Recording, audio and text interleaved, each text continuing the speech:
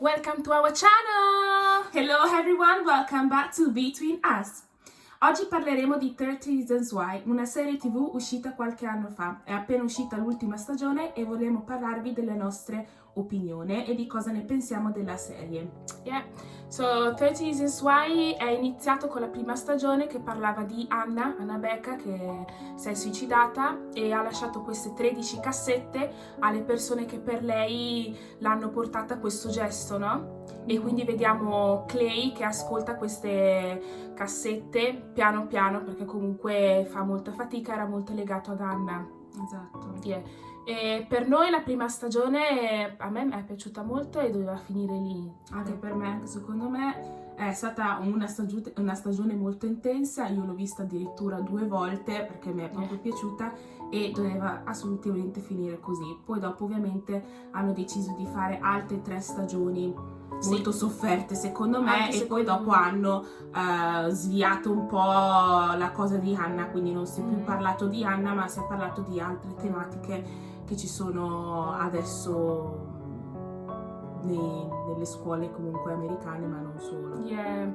E a me è piaciuto molto perché ha fatto vedere questo aspetto qui del suicidio, di cosa magari pensa la gente, di cosa succede e cose che per noi, che anche per me magari non sono così importanti, per lei sono stati importanti e hanno portato a fare questo gesto, no? Infatti vediamo secondo me che anche alcune persone secondo me non se ne sono resi conto, no? Che hanno fatto del male ad Anna. No. Infatti ho visto anche alcune persone actually erano sorprese, no? Esatto. Di queste cassette e anche del perché Anna ha fatto questo. Esatto. La cosa più interessante secondo me che ha dato il via al 30 Reasons Why è proprio la tematica del suicidio. È la prima volta che vediamo una serie parlare di suicidio, specialmente tra i teenager. Vediamo magari cose magari online, bullying online o bullismo all'interno magari proprio fisico e anche ovviamente su internet, ma actually tipo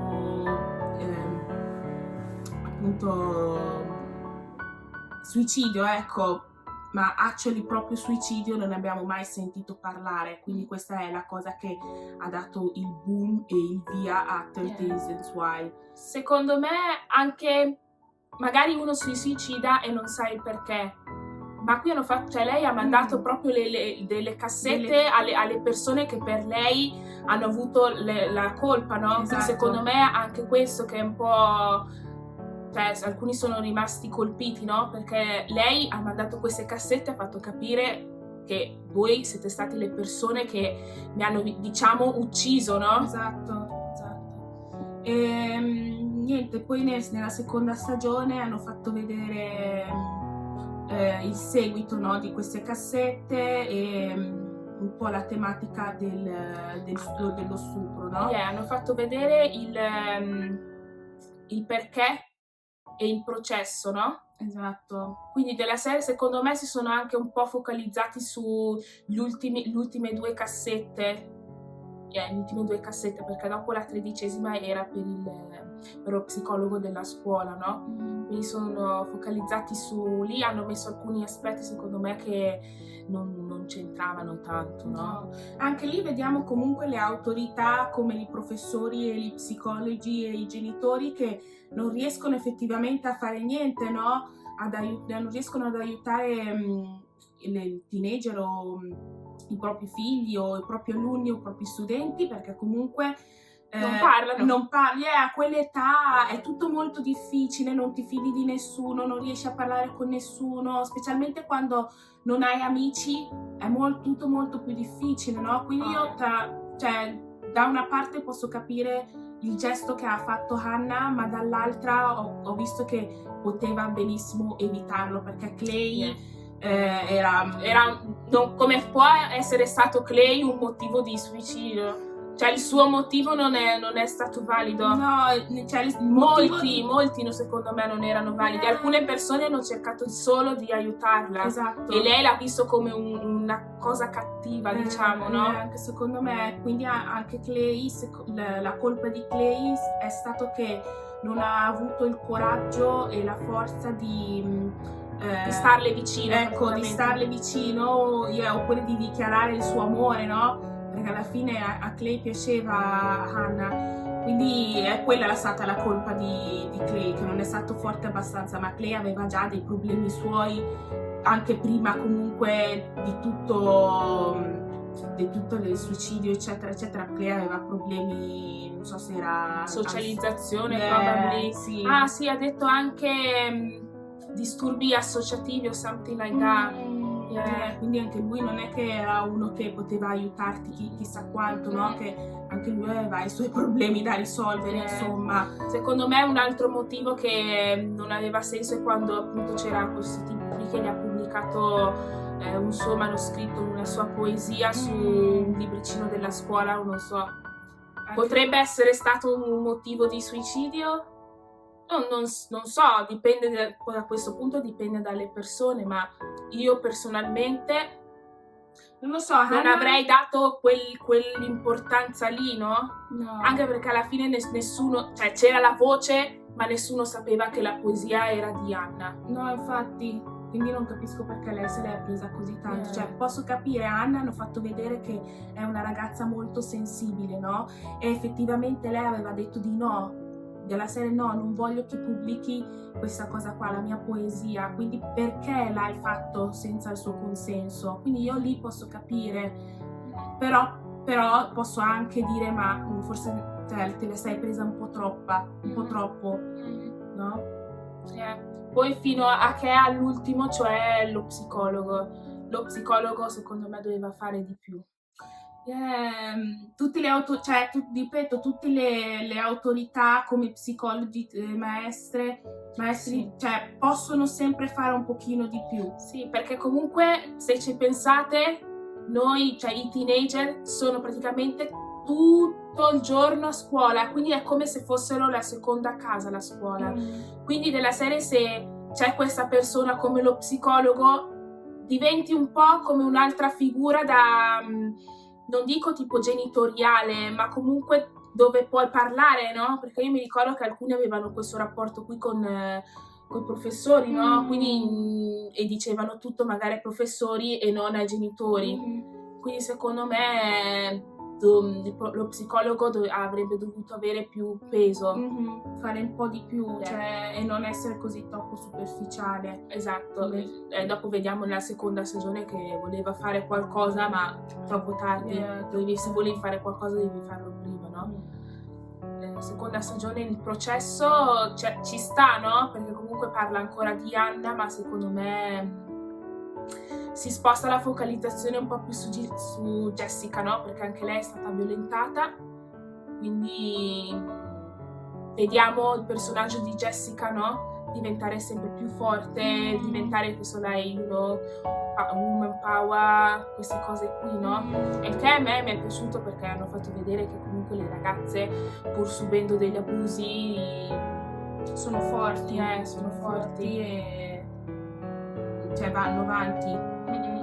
Infatti ha anche creato un'associazione nella scuola di solo donne ed è anche diventata la presidentessa del loro anno, no? Quindi lì si è riscattata diventando questa persona autoritaria e imponente. Nella seconda stagione vediamo che Bryce, pur facendo questo processo qui, lui non si rende conto dello sbaglio che ha fatto, no? Perché per lui è normale, esatto. Quindi non se ne rende conto. E invece nella terza stagione vediamo un po' la sua, diciamo, redenzione, no?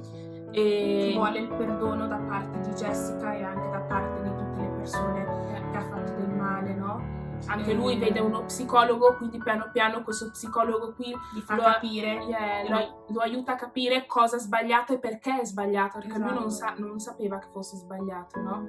E quindi voleva il perdono un po' anche lui dei suoi amici, ma ovviamente tutti erano contro di lui e non gli hanno neanche dato una possibilità. Nella terza stagione parlano praticamente della morte di Bryce e vogliono scoprire chi è stato a uccidere Bryce. E intanto subentra anche un altro personaggio di cui il nome è Honey. lei secondo me non c'entrava più di tanto nel niente. gruppo, non c'entrava niente. Lei era lì che cercava di scoprire cosa fosse successo prima, quindi a Hannah, che lei non sapeva niente, quindi stava cercando di scoprire cosa fosse successo a lei, e anche siccome ha avuto un rapporto con Bryce, anche perché lei abitava a casa sua, voleva anche scoprire chi avesse ucciso Bryce, no? Ovviamente facendo tutto questo doveva avvicinarsi al main